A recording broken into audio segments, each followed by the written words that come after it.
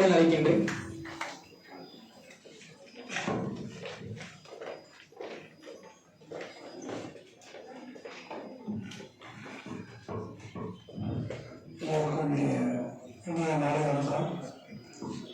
இந்த அருமையான ஹிஸ்டரி புத்தகத்திற்கு புத்தகங்கள் என்னை அழைத்ததற்கு அதற்கு நன்றிகள் வணக்கத்தை வழங்க நாங்கள் சிவகுமார் அவர்களுக்கும் டிசம்பர் 3 இயக்கத்திலே தலைவர் அவர்களுக்கும் என்னுடைய மனமார்ந்த நன்றியை தெரிவித்துக் கொள்கிறேன். எனவே ஒரு புத்தகம் வெளியிடுவது எவ்வளோ கஷ்டமான விஷயன்றது ரொம்ப யோசிக்கிற விஷயம். ஏன்னா நான் ஸ்கூலில் படிக்கும்போது ஈமத்துக்கு 4 பேருக்கு கேட்டு எழுதுவேன். அது இங்கிலீஷ் எழுதும்போது சிரமமாக இருக்கும். அதை லீவ் கேட்குறது 4 பேர் கேட்டு எழுதுவேன். அது ஒரு புத்தகத்தை ஹிஸ்ட்ரி வரலாறு படிக்கின்ற ஒரு புத்தகத்தை அதை வரலாறாக மாற்றுவது என்பது ஒரு பெரிய கஷ்டமான விஷயம். உங்களுக்கே தெரியும், அந்த புத்தகத்தில் ஏதாவது ஒரு வரி தவறாக இருந்தாலும், வரலாற்றுக்கு எதிராக ஒரு வரி தவறாக இருந்தாலும் யாராவது எங்கேயோ கேஸ் போட்டுருவாங்க. அதனால கஷ்டமான விஷயம். அந்த கேஸ் இந்த இது ஒரு தவறான கருத்தை சித்தரிக்கிறது, இந்த வரியை வெளிப்படக்கூடாது அப்படின்னு பல விதமாக கேஸ் போடுற அளவுக்கு கூட போயிடும். ஸோ அப்படி ஒரு நீண்ட காலமாக அவர் எடுத்த ஒரு முயற்சிக்கு கிடைச்ச ஒரு பெரிய வெற்றி. இந்த புத்தகம் பல மாணவர்களுக்கு சென்ற விழாவிற்கு வருகை தந்திருக்கின்ற உங்கள் அனைவருக்கும் முதற்கண் என்னுடைய வணக்கத்தையும் இந்த வாய்ப்பை தந்ததற்காக என் அன்பு சகோதரர்களுக்கு என்னுடைய நன்றியையும் கூறி என்னுடைய மனதில் இருக்கின்ற சில கருத்துக்களை உங்களுடன் பகிர்ந்து கொள்ளலாம் என நான் ஆசைப்படுகிறேன். இதற்கு முன்னால் பல கூட்டங்களில் கலந்து கொண்டிருக்கின்ற நான், உரையாற்றி இருக்கின்ற நான், இறுதியாக நான் செய்தது தம்பியுடைய பள்ளிக்கூடம் படிப்பதற்கு அல்ல என்கின்ற புத்தக வெளியீட்டு விழாவிற்கு பிறகு நான் கலந்து கொள்ளுகின்ற விழா மறுபடியும் அவருடைய புத்தகம் வெளியீட்டு விழாதான். இடையில் நடுவில் சில பக்கத்தை காணும் அப்படிங்கிற மாதிரி என்னுடைய உடல்நல குறைவின் காரணமாக நான் எங்கும் கலந்து கொள்ளாமல் இருந்தேன். மிக்க மகிழ்ச்சியுடன் இதில் நான் கலந்து கொள்கிறேன். கற்றல் என்பதும் ஒரு வேள்வி. அதற்கு பின்னால் கற்றதை பிறருடன் பகிர்ந்து கொள்ள வேண்டும் என்பதும் மிக மிக அவசியமான ஒன்று. அதேபோல் பயணங்கள், இந்த மூன்றும் தான் நம்மை மனிதனாக்குகிறது, கலாச்சாரங்களை புரிய வைக்கிறது, மக்களை தெரிந்து கொள்ள வைக்கின்றது. நம்முடைய வாழ்க்கையில் நாம் எங்கே நின்று கொண்டிருக்கின்றோம், அடுத்த பயணம் எதை நோக்கி என்பதை பற்றி நமக்கு தெளிவாக விளக்கிக் கொண்டிருப்பது. ஒரு மிகப்பெரிய எழுத்தாளர்கள் ஒரு உரை கேட்டார்கள். நான் புத்தகத்தை பற்றி அதிகமாக பேசவில்லை, நீங்கள் வாங்கி படிக்கத்தான் வேண்டும். ஏனென்றால் இந்த புத்தகத்தின் முயற்சி என்பது வேரை தேடுகின்ற முயற்சி. ஹிஸ்டரி ஆஃப் பிசியோதெரபி என்கின்ற போது எல்லோரும் மலர்களை பார்க்கின்றோம், கனிகளை பார்க்கின்றோம், காய்களை பார்க்கின்றோம், அழகினை ரசிக்கின்றோம், வேர்களை யாரும் பார்ப்பதில்லை. அதனால் தான் பார்த்தீர்களானால் நிரம்ப பேருக்கு வரலாறு தெரியாத காரணத்தினாலே தரிகற்று போகின்ற சைக்காலஜி, மனவியல், உளவியல் கூட வந்துவிடும்.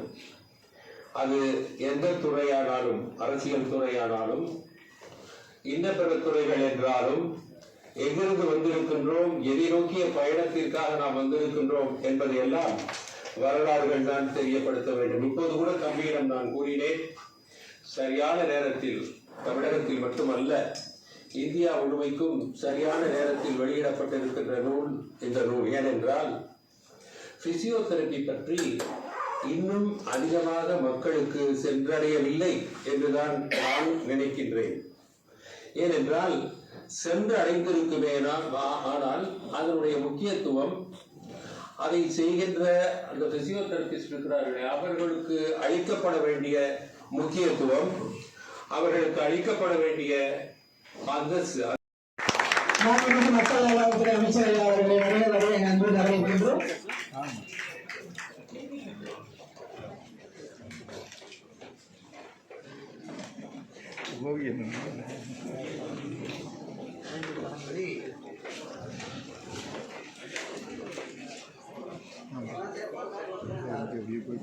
க்ளோஸ் பார்க்கணும் இந்த மாதிரி டிஃபென்ஸ் இருந்து ஹாஸ்பிட்டல் இருந்ததுனால அங்கே இருக்கணும் அது வந்து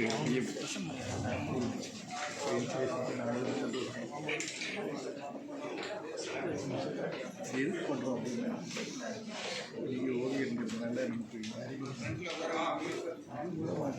ஒரு ஓவிய ஃப்ரெஞ்சு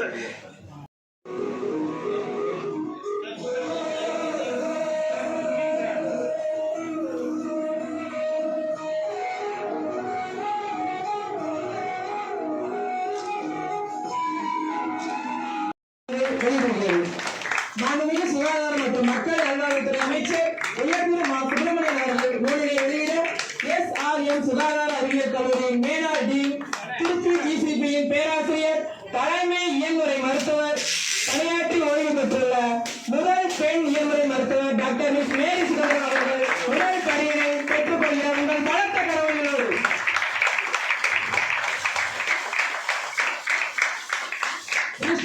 பிசியோதெரபி ஒரு பலத்த கருத்தை கொடுத்திருக்கோம். மாண்புமிகு அமைச்சர் அவர்கள் வெளியிட முதல் பெண் இயன்முறை மருத்துவர் அவர்கள் நூலில் முதல் பணியை பெற்றுக் கொள்கிறார். ஒரு பலத்த கருத்தை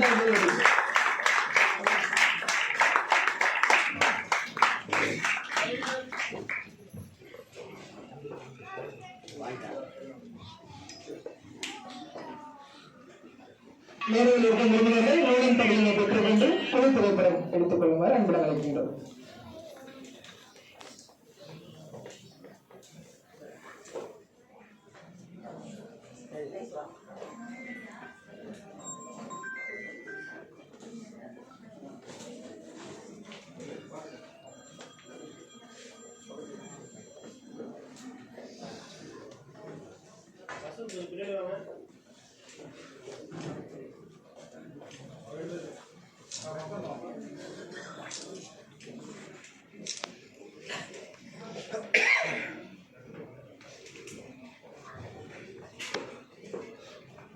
மாண்புமிகு மக்கள் நல்வாழ்வுத்துறை அமைச்சர் அவர்கள் நூலை வெளியிட முதல் பெண் இயன்முறை மருத்துவர் அவர்கள் நூலினை பெற்றுக்கொண்டார். நன்றி.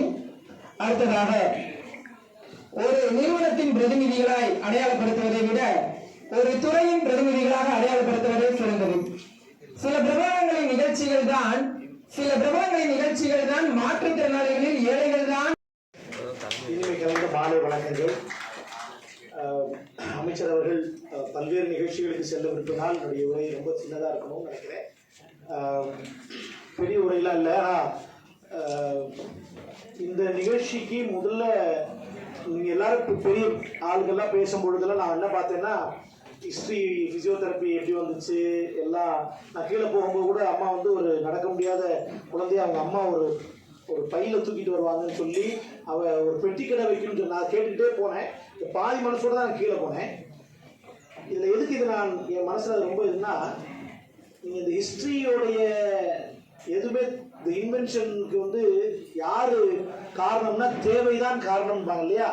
நான் இங்கே தேவையின் பிரதிநிதியாக, அதாவது மாற்றுத்திறனாளிகள் தான் இந்த ஃபிசியோதெரப்பியில். நீங்கள் 32வது பிரசிடென்ட் ஆஃப் யுனைடெட் ஸ்டேட் வந்து Roosevelt was a person with disability. நீங்கள் ரூஸ்வெல்ட்டோடைய ஃபோட்டோ நீங்கள் உலகம் முழுக்க நீங்கள் போட்டு பார்த்தீங்கன்னா அவர் சர்க்கரை நாற்காலி பயன்படுத்தியதாக காட்ட மாட்டாங்க. That's how it is. Roosevelt அப்படிங்கிறது சர்க்கரை நாற்காலியை இருந்துதான் அவர் அமெரிக்காவினுடைய 2 முறை போலியோ பாதிக்கப்பட்டார். இந்த போலியோ பாதிக்கப்பட்டவர்களுடைய வேலையாகத்தான் தமிழ்நாட்டிலையும் பிசியோதெரபிக்கு மிகப்பெரிய தேவை என்பதும் அதில் இழந்திருக்கு. இது புத்தகத்திலேயே இருக்கு, நீங்கள் பார்க்கலாம். So that's why I said, நாங்கள் தான் தேவையின் காரணமாக இன்னைக்கு மாண்புமிகு அமைச்சர் அவர்கள் வந்து இதை எடுத்து இங்கே தூரம் கொண்டு வந்து நாங்கள் போய் கேட்ட உடனே நான் வர்றேன் அப்படின்னு ஒத்துக்கிட்டது.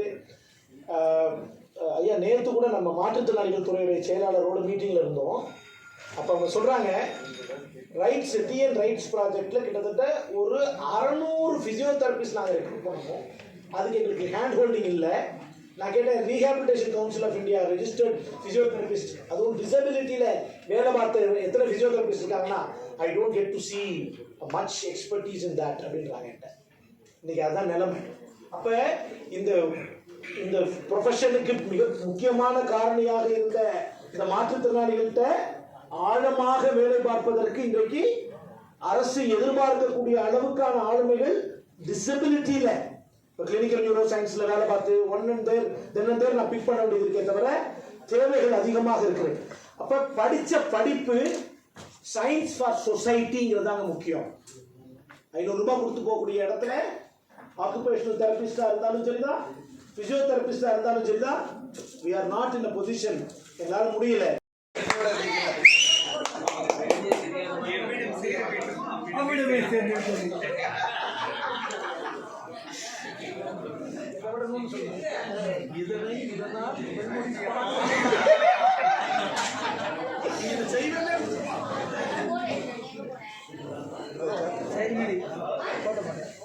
நீங்க அப்படி புரியுங்க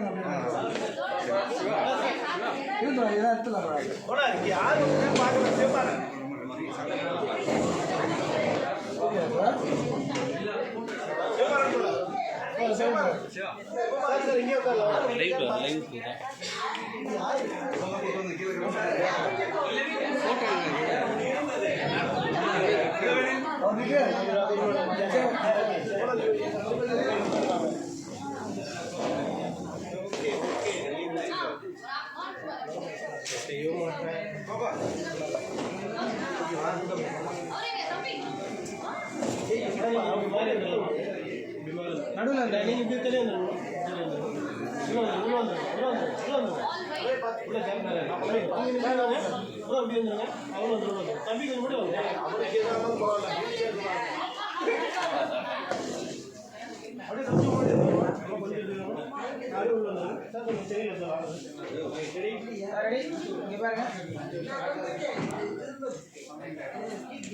அப்படியே இருங்க,